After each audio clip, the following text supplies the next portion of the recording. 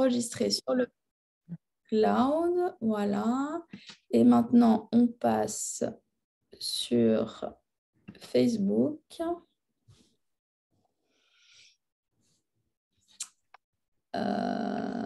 Donc, c'est...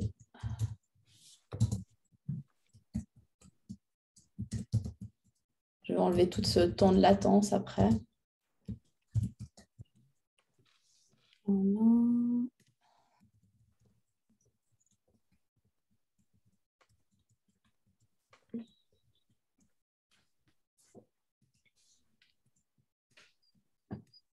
Et voilà,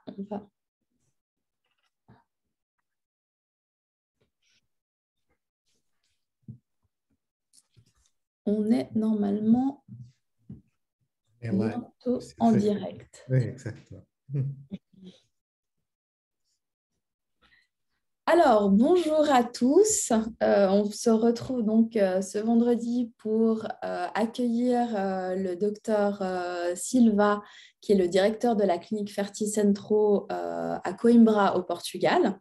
Et puis, c'est pour nous l'occasion de discuter un peu déjà de parler de la clinique Ferticentro et de parler de comment se passent les traitements au Portugal, le don d'ovocytes, le fait que ce soit non anonyme, et pour vous de poser les questions, de savoir en fait quelles sont un peu les différences, le Portugal, enfin, qu'est-ce que peut vous apporter le Portugal.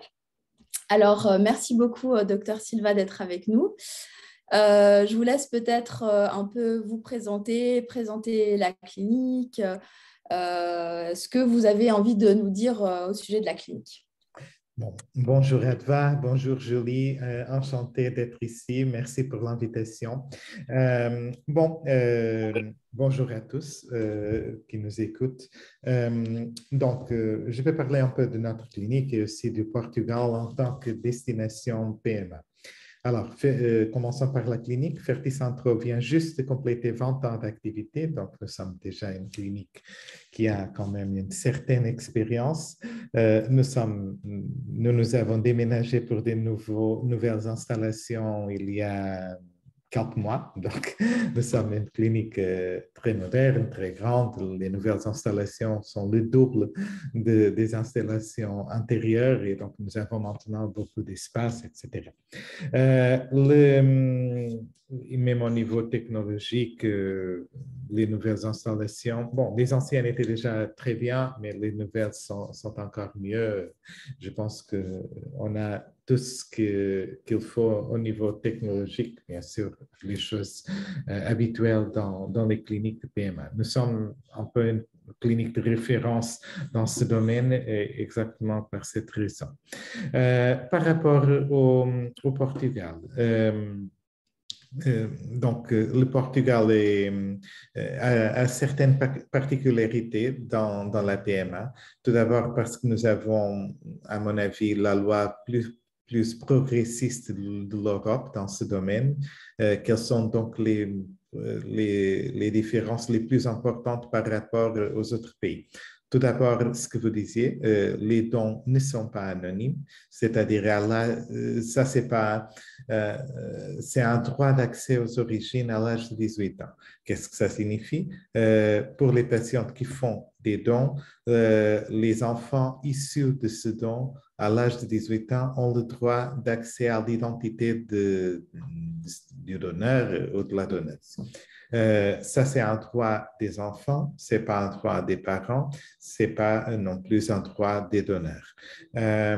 L'accès à l'identité des donneurs est une garantie de l'État portugais. Donc, même si une clinique ferme, l'État portugais aura toujours ces informations et elles sont gardées pendant 75 ans.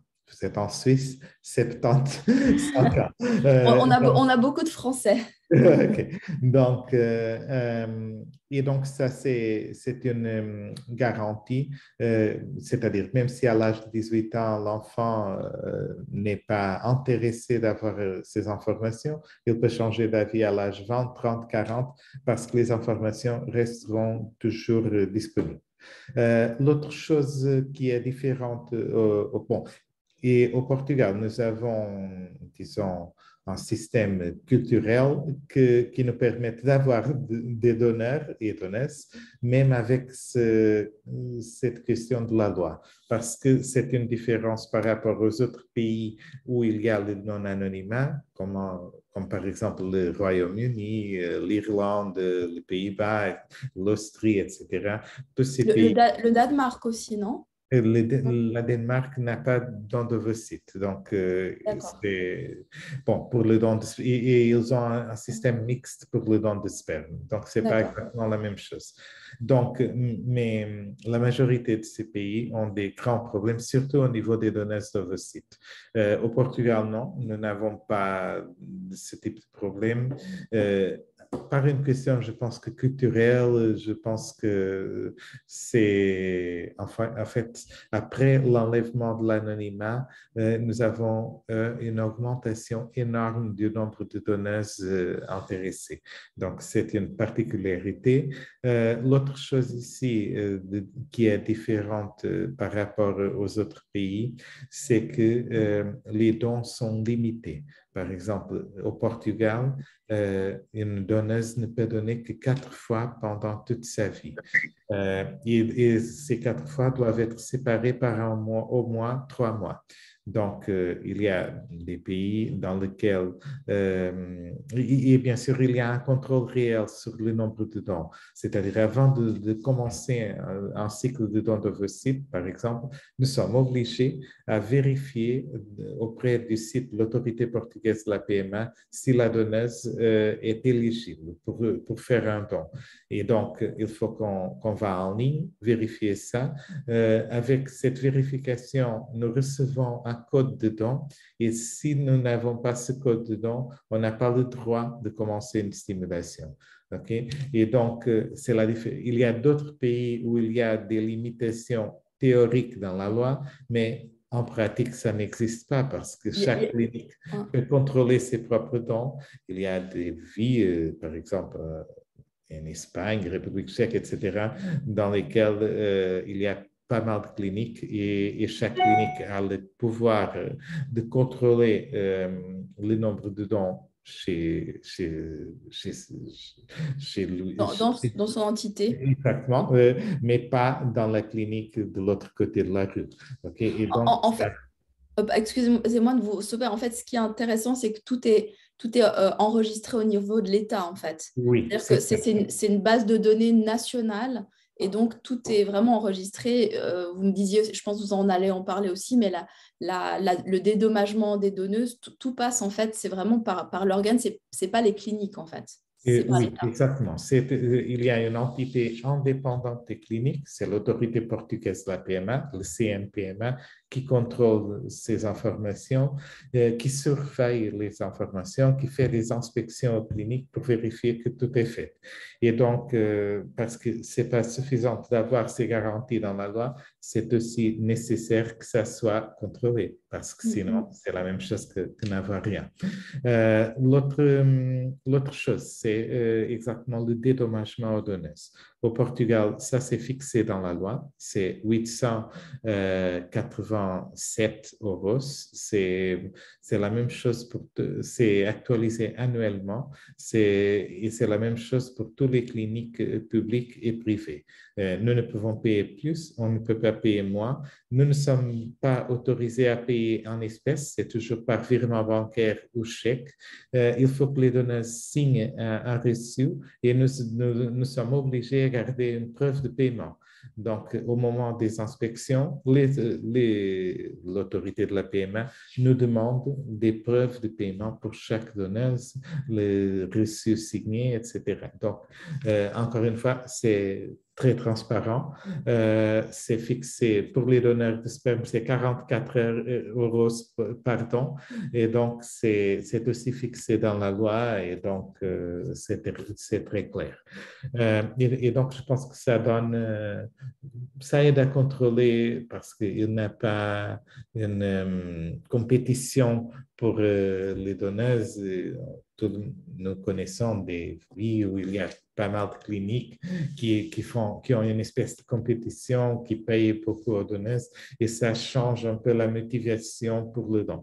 Bien sûr, le fait d'avoir les dons contrôlés a des avantages parce que actuellement, par exemple, avec les banques d'ADN que nous avons partout, aujourd'hui, c'est déjà possible de trouver un donneur. Okay? Si vous envoyez votre ADN pour une banque d'ADN internationale, vous recevez comme réponse, on a 3 de mes sœurs et de mes frères, 37 cousins, etc. Souhaitez-vous être mis en contact avec eux? Et si vous payez, je ne sais pas combien, plus vous êtes en contact avec ces personnes. Donc, avec ça, même si le donneur ou la donneuse n'envoie pas son ADN pour ces banques d'ADN, c'est suffisant que 2 ou 3 de ses cousins l'ont envoyé et ça, c'est immédiatement identifié. La même chose, si vous ne savez pas que vous êtes issu d'un don et vous avez des demi-sœurs et demi-frères enregistrés ou des cousins que vous ne connaissez pas, ça sera très facile à identifier. Et donc, ce qu'on voit actuellement, c'est qu'une grande partie de ces donneurs, des personnes qui ont donné d'une façon anonyme, ont été trouvées par les enfants, les personnes issues d'un don. Et donc, ils sont des personnes qui ne sont pas en attente d'être trouvées, qui n'ont pas donné son accord pour être trouvées, qui ont sa propre vie, qui ont tout organisé d'une certaine façon et qui sont, bon, d'un moment à l'autre, ils ont quelqu'un à la porte qui leur dit, je suis ton enfant, etc.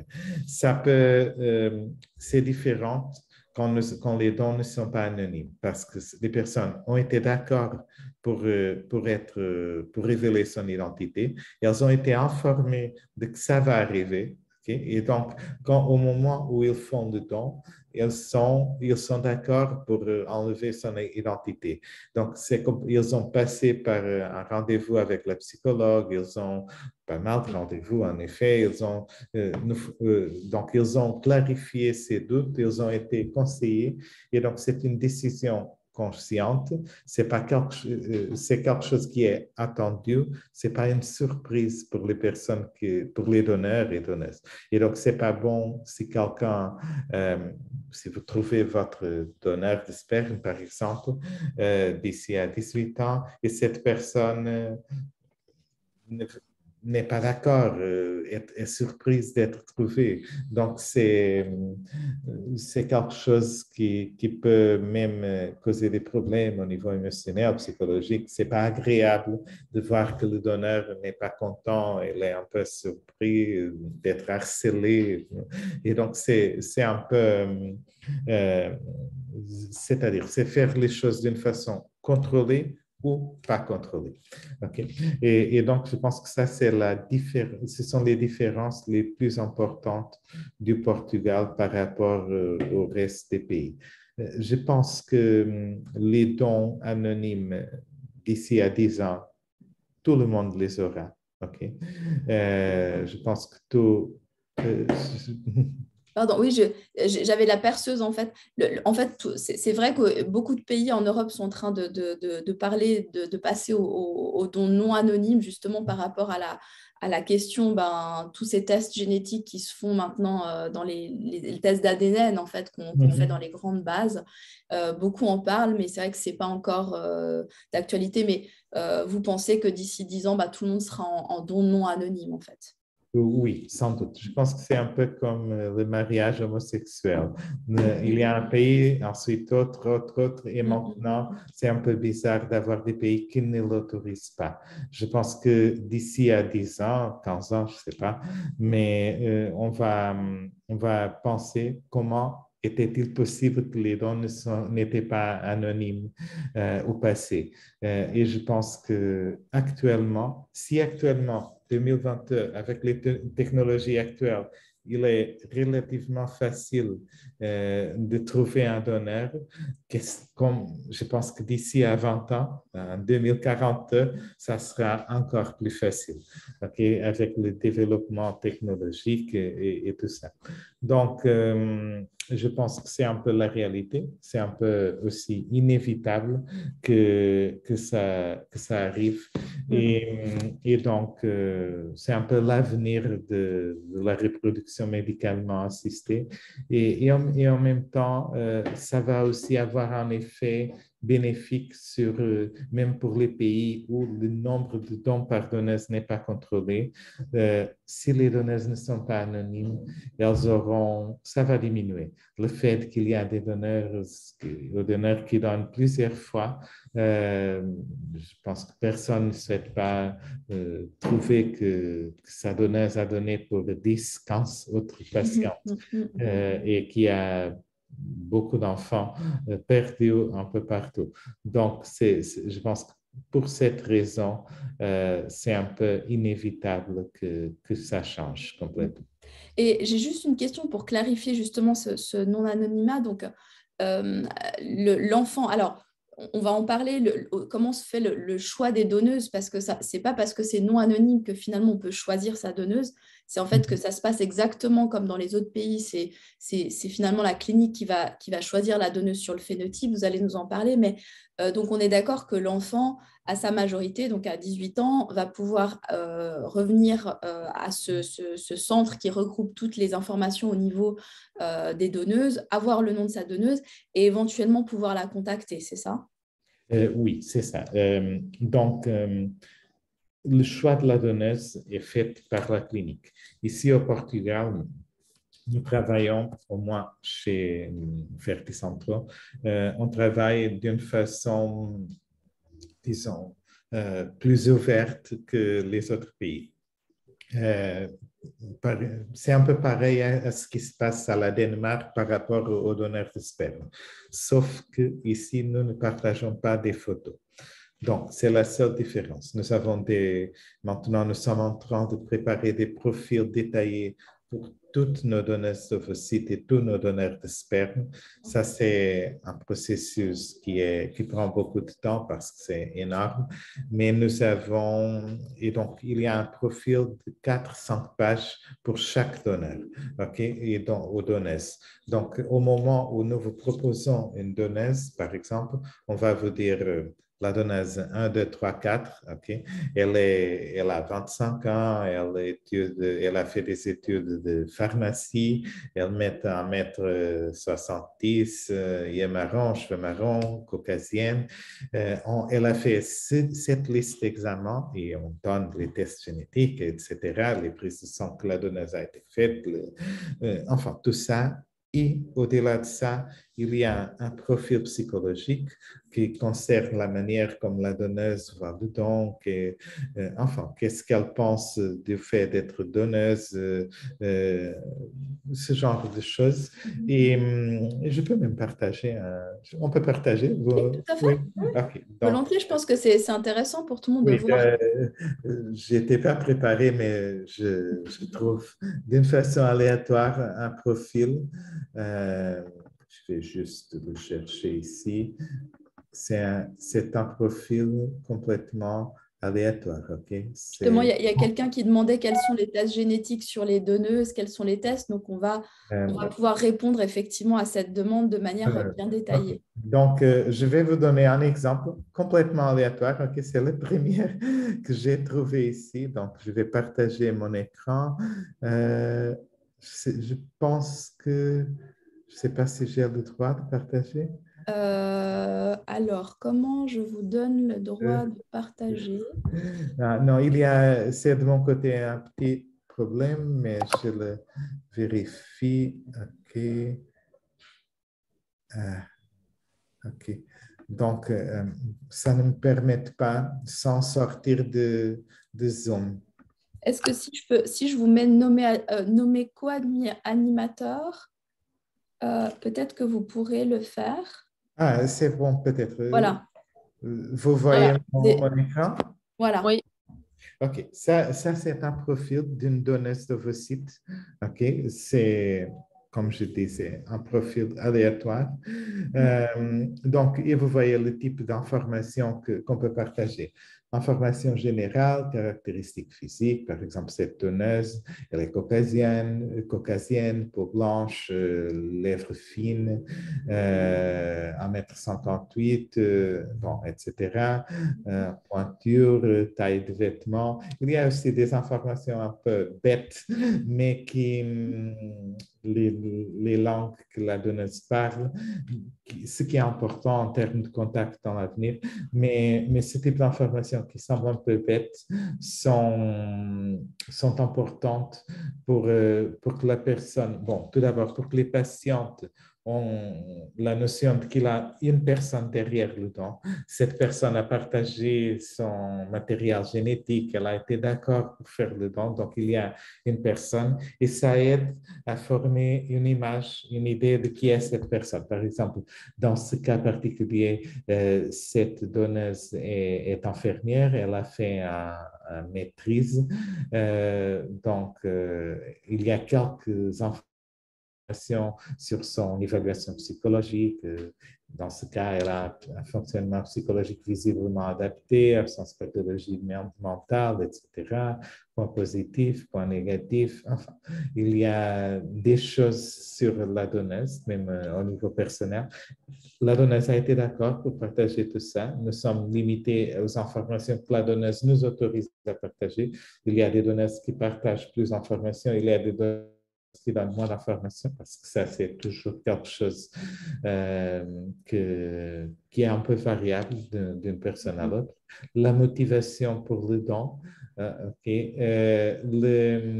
y a des donneuses qui écrivent des messages, des lettres pour des patientes qui font le traitement, pour des enfants, etc.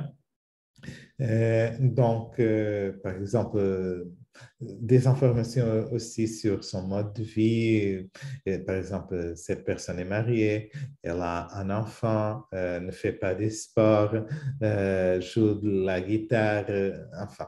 Il y a des choses, des préoccupations sociales, politiques, etc. Les rêves de la donneuse, les personnes les plus importantes, les moments qui ont plus importants de sa vie, et aussi des choses un peu plus bêtes, animal préféré, couleur préférée, plat préféré, style de musique, livre préféré, acteur préféré, enfin. Il y a aussi des informations concernant son arbre généalogique. Encore une fois, ça dépend un peu du type d'information que les données sont disponibles pour partager. Et donc, nous avons ça. Au-delà de ça, nous avons un deuxième document qui est le profil médical. Je vais arrêter ça. Je peux vous donner le même document pour la même donneuse. Donc, 30 secondes. C'est super intéressant. Je pense que les gens sont... Ça Ah bah intéresse oui, beaucoup les ils gens de demandent savoir de ça, tout le hein. temps. Ah mais c'est clair. Je partage à Ils demandent nouveau. de Donc, souvent. ici, c'est un document médical. Donc, enfin, caractéristiques physiques, niveau d'études, profession, des tests qui ont été faits à la donneuse. Ce sont des tests légalement obligatoires. 100% des donneuses font ce type de test. Comment est-ce qu'on fait les examens en général pour la donneuse? Ensuite, les tests génétiques auxquels la donneuse a été soumise. On sait que dans le cas particulier de cette donneuse, elle n'est pas porteuse d'aucune de ces maladies. Okay? Elle a été étudiée. Bien sûr, on peut on peut étudier d'autres maladies parce qu'on garde l'ADN des donneuses et nous avons des bilans même avec, on peut arriver même à 2200 maladies différentes.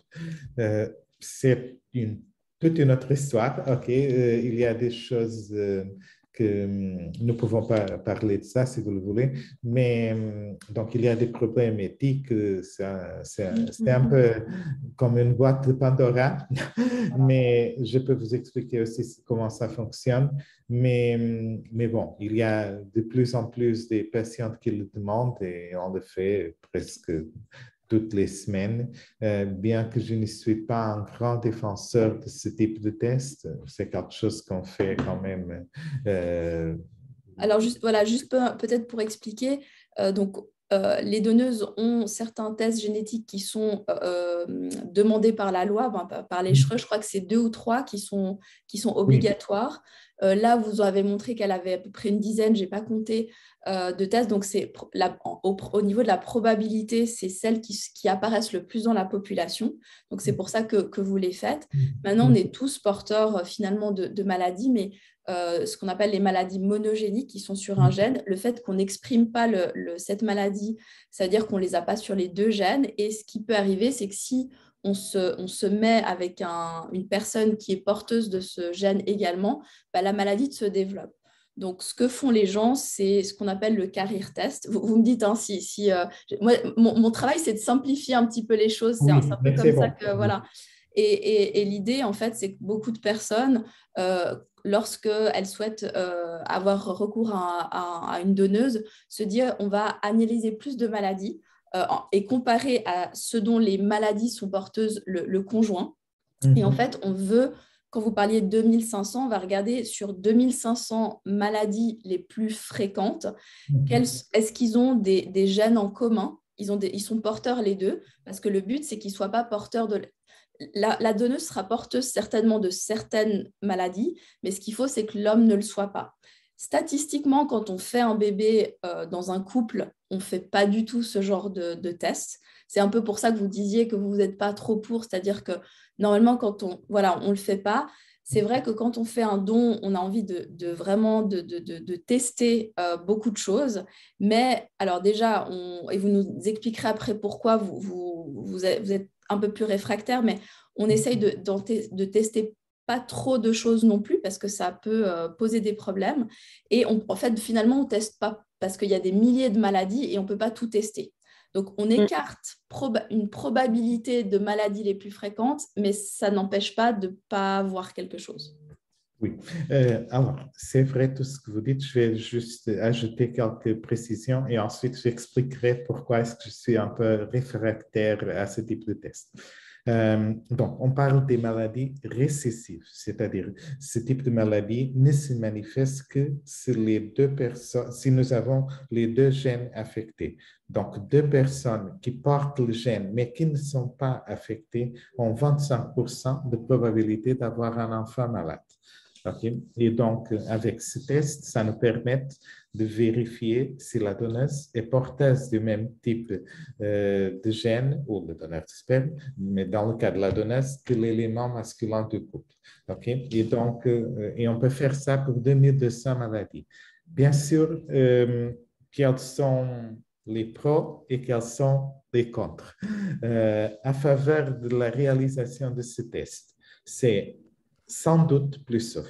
Okay? Parce que si on peut enlever 2200 maladies de l'équation, ça nous rassure inégal. Alors, cependant, on sait que nous sommes tous porteurs de quelque chose. Okay? Je n'ai jamais fait le test, mais j'imagine que je serai porteur de 4 ou 5 maladies. Nous avons même déjà les patients avec plus de maladies que nous avons, il était porteur de 12 maladies. Okay? Bien sûr, nous avons, je pense que 2 patients qui n'ont pas été porteurs d'aucune de ces maladies. Okay. Donc, ça peut arriver quand même. Et bien sûr, au-delà de ces 2200, il y a autres maladies. Donc, actuellement, les nouvelles données que nous avons, elles sont déjà testées pour 75 maladies au départ. Okay? La loi n'exige que 3 maladies. Et donc, à l'époque où cette donneuse a donné, on testait pour 10. Actuellement, c'est 75. Bien sûr, ce sont seulement les nouvelles donneuses. L'autre chose ici, c'est qu'il y a d'autres maladies et donc ça peut nous donner une fausse sensation de sécurité. Et une autre chose aussi, c'est que pour chaque maladie, c'est un peu comme le COVID. Vous savez, il y a le variant Delta, le variant Omicron, etc. Et c'est la même chose pour les maladies génétiques. Par exemple, pour la mucoviscidose, il y a 1500 types différents de variantes pour cette maladie génétique. Il y a pas mal de variantes pour beaucoup de gènes et ce type de tests, de carrière tests, ce sont des tests qui concernent les variantes, les mutations les plus habituelles, pas les plus rares. Encore une fois, ça peut donner une fausse sensation de sécurité. Au-delà de ça, il y a, et pour moi, c'est le problème le plus important. Tout d'abord, à partir du moment où nous recevons l'information de que, imagine, je fais le test et je reçois un rapport qui dit, vous êtes porteur de 4 maladies desquelles je n'ai jamais entendu parler. Okay? Et donc, à partir de ce moment, à chaque fois que je fais un traitement de PMA, je serai obligé à faire ce traitement parce que je ne peux pas vivre avec cette information sans faire tout pour exclure la possibilité que mon enfant a la même maladie. Au-delà de ça, par exemple, j'ai une sœur. Okay? Donc, si ma sœur, en tant que ma sœur, elle peut aussi porter les mêmes maladies que moi parce que nous sommes issus du même père et de la même mère. Et donc, si je fais ce type de test, je serai peut-être, et si ma sœur souhaite aussi avoir ses propres enfants, je serai dans la position d'une information extrêmement relevante pour ma sœur. Et donc, mais peut-être que je ne veux pas partager avec elle le fait que moi, en tant que couple, faire recours à un don d'ovocytes parce que c'est une décision très privée, une chose qui reste dans le couple, etc. Donc, j'ai deux options. Soit je cache une information importante de ma sœur, soit je partage une information relevante avec ma sœur, mais en même temps, je vais un peu révéler ce que j'ai fait en tant que traitement de l'infertilité. Pour beaucoup de personnes, ça ne pose pas un problème, mais ça peut aussi être, on sait bien que dans les familles, ce genre de choses sont parfois très difficiles à partager. Il y a beaucoup de choses qui peuvent être compliquées. En même temps, il y a l'enfant né parce que même si je fais le test et je sais que mon enfant n'aura pas la maladie, il pourra être porteur de ça. Et donc, j'ai deux options. Soit je dis à mon enfant, à l'âge de 18 ans, il faut que tu sois testé par rapport à ça pour vérifier si tu es porteur des mêmes maladies que moi.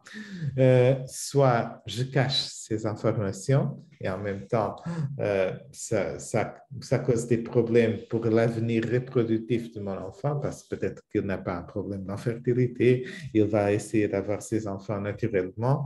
Ou soit j'ai ces informations avec moi et je ne souhaite pas partager ça parce que mon enfant a encore 10 ans, 11 ans et donc il n'est pas capable de comprendre ça et j'ai peur que quelque chose arrive,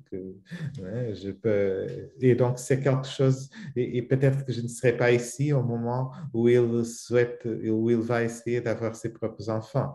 Donc, c'est-à-dire, ça pose pas mal de questions, ok? Je pense que c'est quelque chose qui est acceptable, qui peuvent être faites, mais sur laquelle il faut que les personnes réfléchissent beaucoup avant de se lancer dans la réalisation de ces tests. Parce que si tout le monde est confortable avec ce genre de décision, aucun souci, c'est sans doute plus sauf. En même temps, c'est un peu indiscutible que ça c'est comme une boîte de Pandora, parce que avoir trop d'informations cause aussi un peu c'est comme vous disiez, quand on essaie d'avoir un enfant naturellement, on va pas on va pas, on va pas, si on connaît quelqu'un avec qui on souhaite avoir un enfant, on va pas leur demander, bon, mais tu es porteuse de quoi? Et moi, je suis porteur de ces trois maladies.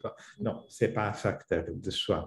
Donc, et donc, par cette raison, je pense qu'il faut bien réfléchir sur les choses, prendre des décisions informées. Dans le cas des cliniques, parler bien avec les patientes, éviter, parce que ça arrive pas mal de fois, que ce genre de conseils sont donnés par des coordinatrices de traitement, pas par des généticiens, pas par des gynécologues. Et donc, il y a toujours une manière un peu plus commerciale de parler de ce type de test et ça peut, c'est-à-dire, ça peut causer un peu de problème aux patientes qui prennent ce genre de décision sans être bien informées ou au moins informées d'une façon correcte sur ce type de test. Mais, encore une fois, c'est sans doute plus sauf. OK? C'est, Et justement, si on souhaite faire un career test chez Ferticentro, est-ce que vous proposez un rendez-vous avec un généticien avant de le faire Oui, donc normalement, même au Portugal, c'est même légalement obligatoire. Donc, ce qu'on fait, c'est tout d'abord, on parle avec les patientes, nous essayons d'expliquer les choses. On dira aux patients, c'est très probable que vous soyez porteur de 3, 4 maladies. Okay? C'est normal, c'est la moyenne, dépendant du type de test qui ont fait. La probabilité d'avoir un enfant affecté va être un peu variable, mais j'ai par exemple ici, je peux vous donner la statistique. Euh, euh, Juste pour information, c'est aussi un peu parce que donc 30 secondes, je vais vérifier. Alors, 30 secondes. Je vous dis déjà quelle est la...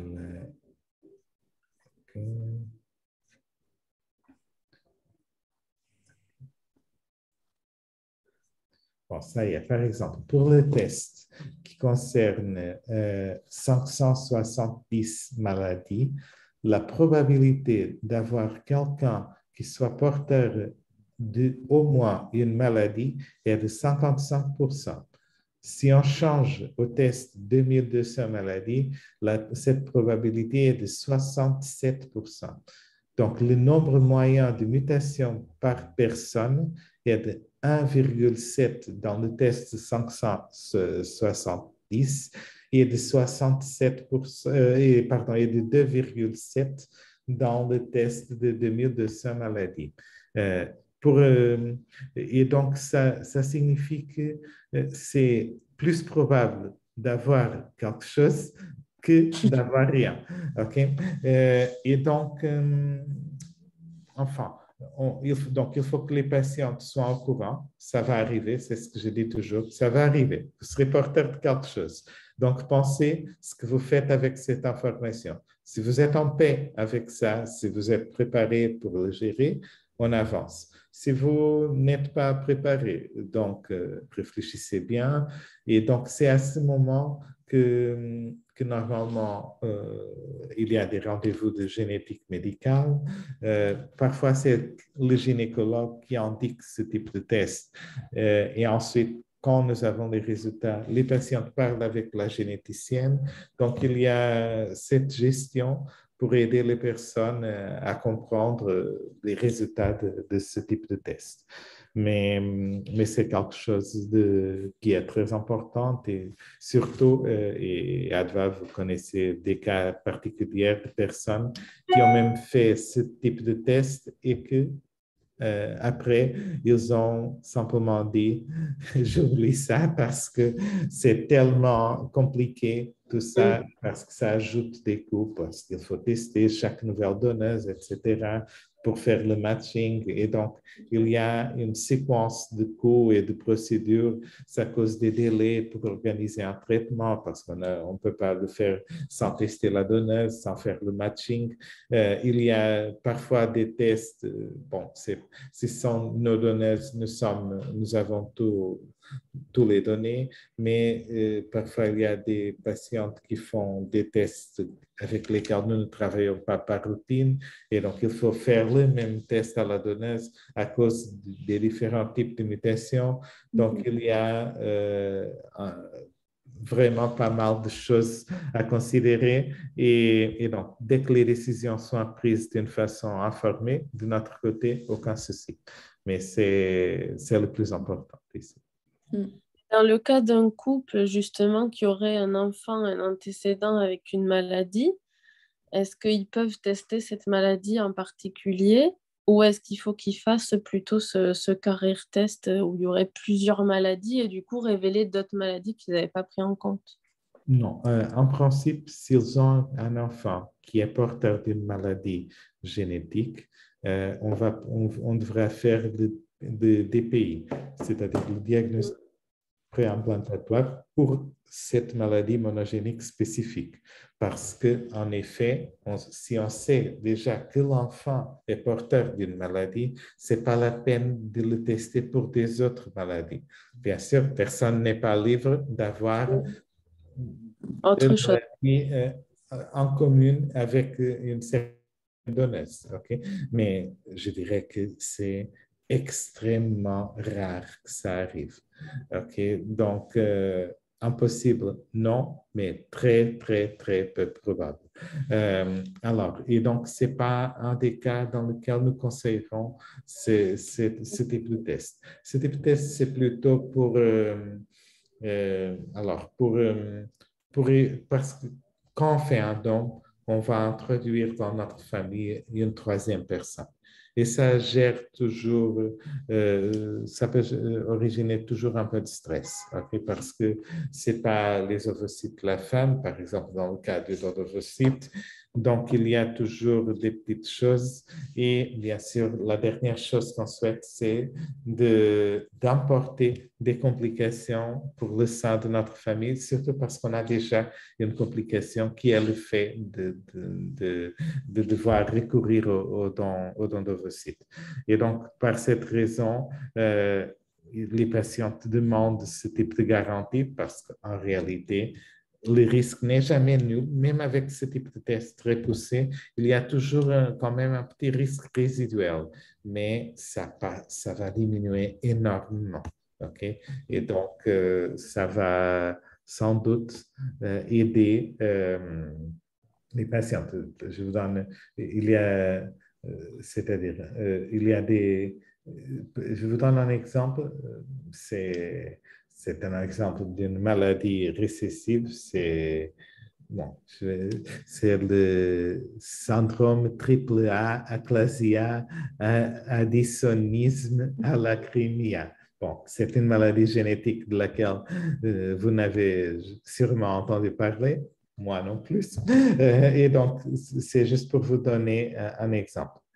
Le risque d'être porteur de cette maladie, ça change avec la population d'origine, mais dans la population européenne, caucasienne par exemple, c'est 1 sur 466.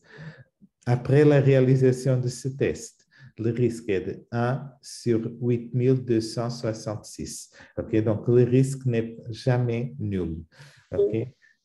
Et donc, si les patientes et le donneur et la donneuse, par exemple, ne sont pas testés, la probabilité d'avoir cette maladie est de 1 sur 1 million. Okay. Donc, il y a 900 099 999 999 tout à chances. fait, Voilà. personnes qui ne portent pas la maladie et une personne qui la porte. Okay? Bien sûr, pour cette famille, c'est la catastrophe. Mais c'est ça le risque. Si par exemple, une des personnes est positive dans ce test, le risque passe à 1 sur 33 000. Okay? Si les deux personnes sont positives, le risque passe à 1 sur 4. Okay? Donc, c'est ça la différence. 1 sur 1 million au début, 1 sur 4 si les deux sont porteurs. Bien sûr, c'est extrêmement rare que ça arrive, mais ce n'est pas impossible. Okay. Donc, c'est pour cette raison qu'il faut réfléchir. Je ne suis pas contre. Je pense que votre mot, c'est préférable. Je suis un peu réfractaire. Okay. Voilà. Il faut bien réfléchir à toutes les conséquences de le faire. Et comme vous dites, ça donne un sentiment de sécurité. C'est vrai que ça augmente la sécurité, beaucoup, mais ça ne garantit pas la sécurité à 100%, effectivement. Et pensez à ça. On va tester des patientes pour des maladies extrêmement rares. Okay? 1 sur 1 million dans cet exemple. Dans l'exemple suivant dans la liste est 1 sur 54 918 personnes, donc 1 sur 154 918. La maladie suivante, 1 sur 29 000. La maladie suivante, 1 sur 678 000. Donc, c'est toujours un peu comme ça. Okay? Voilà, vous allez tester finalement une liste, donc soit 250, c'était combien c'était? Donc, de toute façon, les donneuses sont testées pour 70 maladies. Oui. Vous proposez soit de tester 250, c'était ça? Non, on propose de rester avec les maladies initiales parce que ce sont déjà les plus fréquentes. Okay? Ouais. Non, mais dans le cas du carrière test, c'est 500 ou 2500, c'était ça? Non. Oui. Oui, parce que ça fonctionne avec des bilans de maladies. Okay? Et c'est extrêmement facile. Pour le faire, c'est juste envoyer une prise de sang au laboratoire qu'il pratique. Il y a pas mal de laboratoires au marché. Normalement, nous travaillons avec Igenomix, donc on envoie, c'est en Espagne, un laboratoire international. Et donc, on envoie, ce type de test s'appelle CGT. Pardon. C'est le CGT plus, sauf erreur, quelque chose comme ça. CGT Exome. Le CGT Exome, c'est pour 2200. Le CGT plus, c'est pour 570. Et donc, c'est ça. Nous nous organisons avec les laboratoires. Bien sûr, il y a parfois des patients qui arrivent ici après avoir été testés en Espagne avec un autre test. Et donc, on peut simplement envoyer une prise de sang de la donneuse pour le laboratoire pour assurer que le test soit le même à cause des variantes. C'est désolé. Il y a une question justement de quelqu'un qui dit moi j'ai la thalassémie, beaucoup de Portugais l'ont. Ça, je crois que la thalassémie, c'est une des maladies qui est testée de toute façon, non? Est testée toujours. Voilà, donc voilà, là, il n'y a pas même besoin de faire parce que la donneuse, on va écarter les donneuses, non, qui ont la thalassémie ou pas? Oui, Voilà. elles sont écartées. Voilà, parce qu'il y a trop de probabilités qu'un homme ait la thalassémie que le donneur, donc on va même pas besoin de faire carrière test, c'est les tests de base et là on écarte les donneuses. Ça, c'est pour... Exactement. Ça, c'est quelque chose qu'on le saura dès le début. Si elle porte la thalassémie, elle ne sera pas autorisée à participer, à faire un don. C'est une des maladies légalement obligatoires. C'est la thalassémie, l'atrophie musculaire spinale, le X-fragile et la mucoviscidose. Ce sont les maladies légalement obligatoires. Voilà. Et là, si elles ont une des quatre, parce que c'est celles qui sont les plus probables dans la population, eh bien, on les écarte et elles ne sont même pas choisies en tant que donneuses. Oui, et la thalassémie, exactement, c'est bien ça. Je crois qu'il y avait aussi une question au niveau des embryons, si vous garantissiez des embryons. Et ça, alors nous, on l'a mis aussi sur le site et on l'a partout, qu'on a plusieurs garanties. Il y a 3. On l'a ensemble, et ça, ce n'est pas une garantie que vous proposez d'habitude, c'est 5. Et il y a même plus, je crois. Voilà. Non, normalement, nous travaillons avec des garanties de 2, 3 ou 5 embryons. Qu'est-ce que ça signifie? Ce que je dis toujours, quand quand on travaille avec des cellules humaines, nous ne pouvons pas contrôler ce qu'on va avoir. Parfois, on a 12 blastocystes, parfois, on n'a aucun. OK? Ça arrive. Ce qu'on peut contrôler, c'est ce que va se passer si nous n'avons pas le nombre d'embryons accordés. Et donc, quand vous prenez, par exemple, une garantie de 5, ça signifie que si vous avez 5, donc c'est parfait, on avance. Si vous avez 3, vous avez le droit à un nouveau cycle qui inclut sans coût additionnel. Okay? Et donc, c'est comme ça que ça fonctionne. Et donc, euh, c'est toujours comme ça.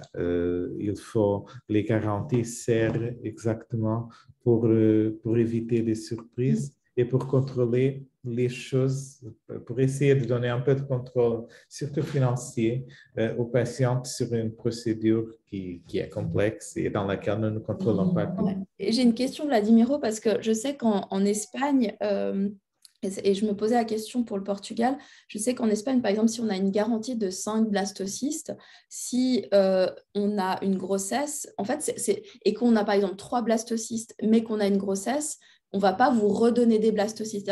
Le but, en Espagne, on ne crée pas d'embryons qui n'ont pas de... pour rien, en fait. Est-ce que vous, par exemple, si on prend la garantie 5 blastocystes, que la personne est enceinte au bout du troisième, est-ce que vous allez quand même refaire un cycle ou pas? C'est-à-dire que... Sans doute. Okay. Donc, et au contraire de ce qui se passe en Espagne, au Portugal, les embryons obtenus appartiennent tous aux patientes. C'est-à-dire, en Espagne, c'est aussi comme ça, sauf pour le double don. Okay? Dans le cas des double dons, il y a des cliniques qui font des embryons de banque pour les vendre à des patientes qui souhaitent avoir un double don. Et sinon, on n'a pas le droit de créer des embryons de banque. Les embryons doivent appartiennent toujours à quelqu'un, à une patiente ou à un couple. Et donc, ils devront être congelés pendant 3 ans avant de pouvoir être donnés. Donc, et l'autre chose, c'est que tous les embryons obtenus appartiennent aux patients. Donc, si nous avons une garantie de 100 et on n'a que 3, même que vous accouchez un enfant, vous aurez toujours le droit à un nouveau cycle ou à autant de cycles que nécessaire pour attendre le nombre d'embryons accordés. Minimum. Mais si nous avons plus, c'est... Donc, ça peut être intéressant justement dans le cas où on se dit, ben, notre idée, c'est d'avoir deux enfants minimum. C'est vrai que 5, c'est un bon nombre. Si on veut qu'un enfant, 5, ça peut être beaucoup. Voilà, parce que voilà, c'est un peu la stratégie de se dire qu'est-ce qu'on veut.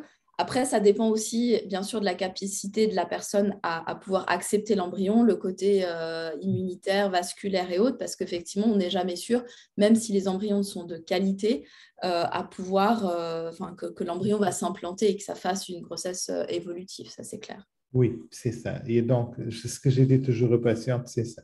Si vous avez le but d'avoir plus qu'un enfant, je pense que la garantie de 5, c'est très adapté parce que si vous avez 5, donc parfait, 5, c'est un excellent nombre. Sinon, vous essayez 2 fois et ça peut marcher. Si vous me dites, bon, mais moi, je souhaite avoir un enfant et ensuite je prendrai la décision si je continue ou pas. Dans ce cas, c'est la garantie de 2 ou 3. C'est peut-être plus adapté parce que ça ne va même pas créer des embryons surnuméraires que pour des patientes. Bon, c'est moins probable, ça peut arriver parce qu'au laboratoire, c'est ce que je dis toujours aux patientes. On traite tous les cas de la même manière. Donc, les ovocytes arrivent, on va les féconder, on va essayer d'avoir le maximum d'embryons possible et donc, voilà, c'est ça. On avait encore des questions, il me semble, hein, oui. Il y a des donneuses asiatiques au Portugal. Il y a des donneuses asiatiques, mais pas tous les jours. Ouais. C'est un problème pour tout le monde. Nous avons pour n'aller pas plus loin. Même ce matin, juste avant de vous appeler, j'étais en train de répondre à un monsieur qui me demandait la même chose. Peut-être que c'est lui qui nous écrit, je ne sais pas. Mais bon, Monsieur, c'est... Bon, on peut pas le dire, il y a le secret médical. Et oui, nous avons des données asiatiques de temps en temps, mais pas tous les jours. Donc, il y a des périodes d'attente pour les données asiatiques. Vous avez par contre, vous avez des ovocytes congelés, non, de donneuses asiatiques? Oui, Ouais. non, nous avons notre Ah, propre banque d'ovocytes congelés, mais pas pour les données asiatiques, parce que d'accord. nous utilisons toutes Ouais, il me les... semblait un moment, d'accord, mais peut-être que vous en avez plus parce que vous les avez utilisés. Mhm. Oui, c'est ça. Ouais, Nous l'avions au passé, mais ensuite ils ont tous été utilisés et donc c'est ça, c'est on ça. n'a aucun plus. Ouais. Alors, en tout cas, hésitez pas Alors, il y avait aussi une autre question, une personne qui disait, j'ai fait 2 emails à Ferti Centro, j'ai pas eu de réponse.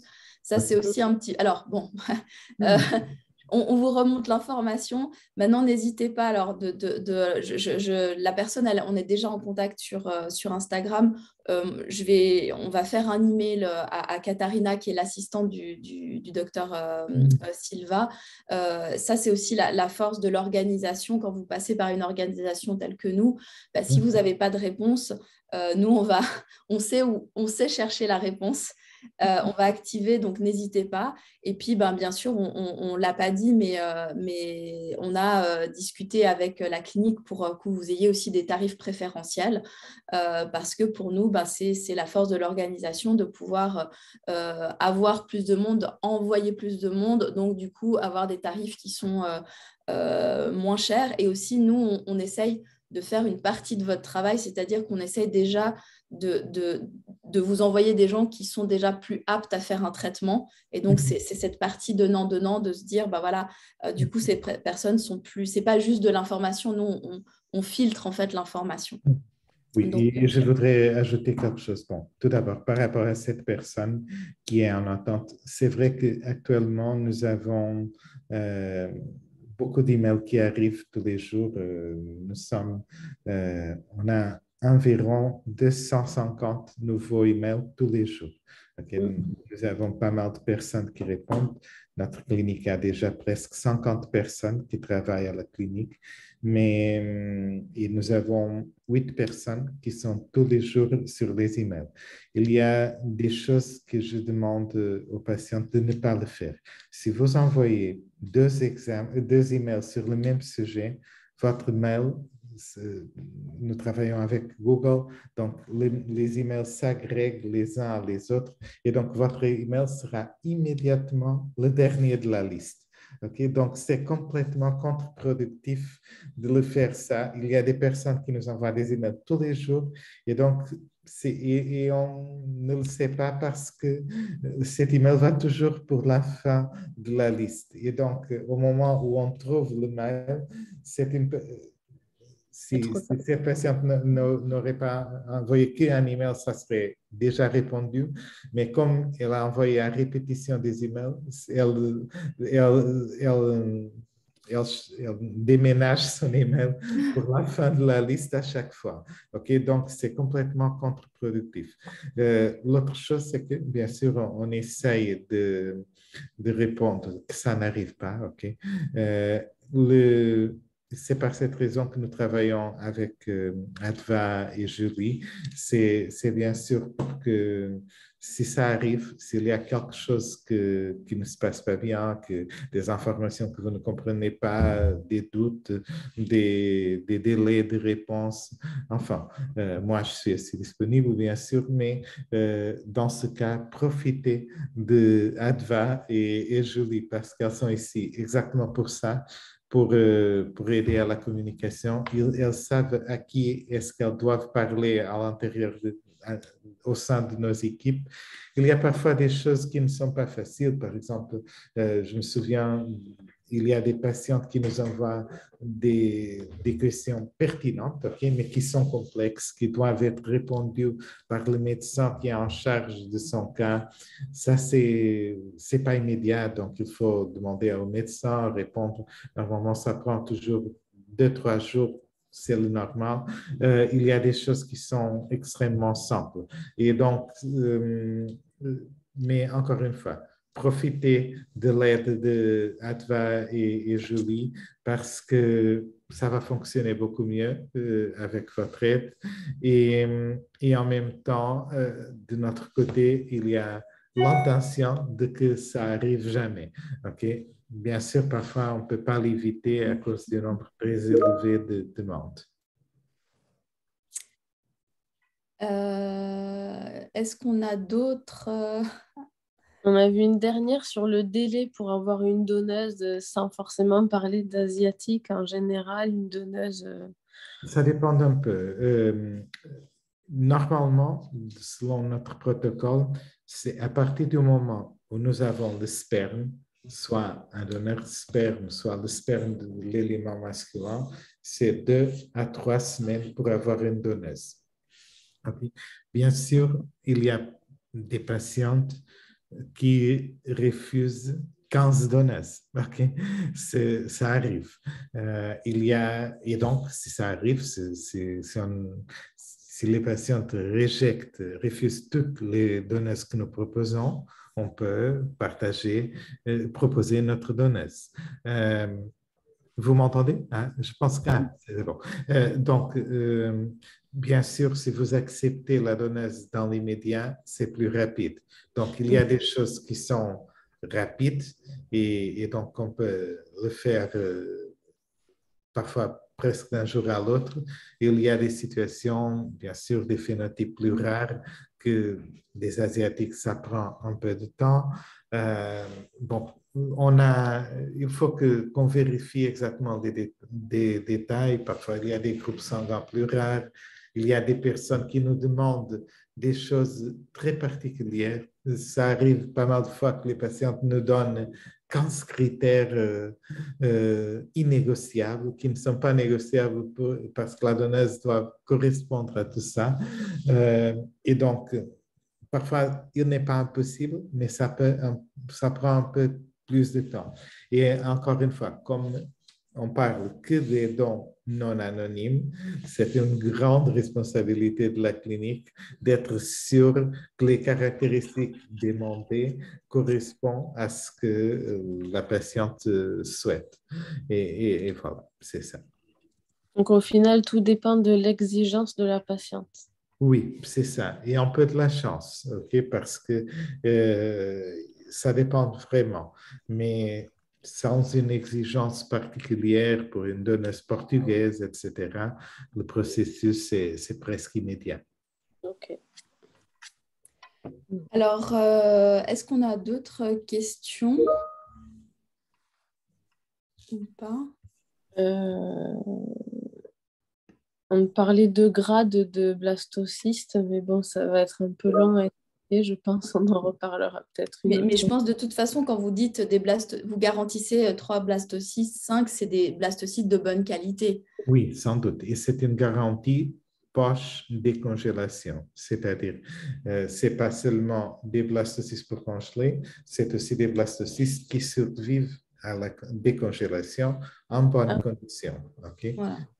Donc c'est en fait un blastocyste qui a toutes les conditions pour être congelé, décongelé et qui puisse évoluer à une grossesse favorable, en fait. Oui, exactement. Voilà. Et nous ne congelons que des blastocystes de bon pronostic. Nous ne congelons pas des blastocystes à mauvais pronostic. C'est la peine. D'accord. OK. Est-ce qu'il y a d'autres questions? On est bon. Bon, de toute façon, nous, on pourra aussi répondre à vos questions si vous prenez un appel d'orientation avec Julie. Aussi sur les réseaux, on est là pour vous aider. Après, on sait, il y a toujours des questions très spécifiques qu'on doit demander à la clinique, mais la clinique est toujours disposée à justement nous donner les réponses. Donc, si les réponses, on ne les a pas, on va les demander. Mais je pense qu'on en sait maintenant un peu plus sur le Portugal. Il y avait une question hier que j'ai eue parce que j'ai fait un live. On me demandait si la qualité était aussi bonne qu'en Espagne, parce que ça, c'est quand même, je pense, important pour les gens. Et ça, bon, vous l'avez répondu en fait au départ, mais c'était un peu pour clarifier. C'est-à-dire que ce qui est important dans une clinique, c'est avoir un laboratoire qui soit de qualité, qui ait les derniers instruments. Et là, vous venez de déménager, vous avez repris tous les dernières technologies disponibles. Hein. Je veux dire, ça évolue. Et les bonnes cliniques évoluent avec l'évolution, c'est-à-dire ont toujours du matériel de pointe, avec des personnes dans les laboratoires, les médecins qui se forment. Et ça, c'est le cas. Vous me disiez l'autre fois qu'il y avait beaucoup d'échanges justement entre le Portugal, l'Espagne, vos médecins qui font des stages au Portugal, en Espagne, les médecins d'Espagne qui viennent, voilà, qui font de l'échange. Donc, il y a vraiment de l'échange. Donc, au niveau Ferticentro a la capacité de vous donner le meilleur traitement parce que voilà, c'est finalement la qualité du laboratoire, la qualité du médecin et le traitement individualisé, c'est de pouvoir vraiment prendre en compte toutes les situations. Et ça, c'est ce que font les médecins aussi de Ferticentro. Et puis bon, on le répète encore avec Julie, c'est aussi la préparation qui est importante aussi avant d'aller faire son traitement. Et ça, on peut vous aider aussi là-dedans avec Julie pour le côté préparation.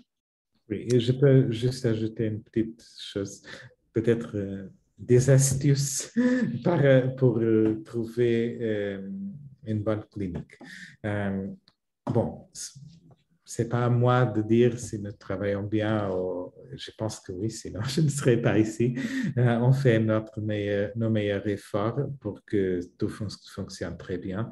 Et donc, c'est pas à moi d'établir une comparaison avec d'autres cliniques. Mais il y a il y a des cliniques de très bonne qualité en Espagne. Il y a aussi des cliniques de mauvaise qualité, soit en Espagne, soit dans des autres pays. Donc, je ne pense pas que le pays soit la condition, c'est plutôt un peu le type de clinique. Qu'est-ce que je dis toujours aux patientes comme astuce pour trouver une bonne clinique? Bon, tout d'abord, le niveau de technologie, parce que il y a des choses je vous donne un exemple classique, l'embryoscope. L'embryoscope est un incubateur spécial avec une vidéocaméra incorporée qui est extrêmement cher. Okay? Donc, s'il y a une clinique qui fait un investissement dans un outil qui est très cher, qui coûte 200 000 euros, mais qui n'est pas, mais vous pouvez le faire avec un incubateur qui coûte 20 000 euros. Donc, si cette clinique a l'embryoscope, ça signifie que c'est une clinique qui fait un investissement dans la qualité des soins, qui est dirigée vers les résultats, qui est enfoquée pour faire un service de qualité. Si vous n'avez pas ça, ça signifie que c'est une clinique qui n'a pas cette priorité, très probablement. Ça, c'est une indication. L'autre chose, c'est le type de traitement, l'expérience, soit de la clinique en tant que clinique, soit des personnes qui travaillent à la clinique. Et donc, tout ça, ce sont des indicateurs d'un côté de compétences techniques, mais aussi de niveau d'investissement, parce qu'on voit actuellement pas mal de cliniques qui investissent beaucoup en publicité, mais qu'au niveau de la technologie disponible, au niveau voilà, de ce qui compte réellement, les choses n'accompagnent pas l'investissement en publicité. Et donc, ça, c'est une petite astuce de trouver le niveau technologique de la clinique parce que normalement, c'est un excellent indicateur du reste. Parce que si vous investissez dans des bons outils au laboratoire, vous investissez aussi dans la formation de vos embryologues, de vos médecins.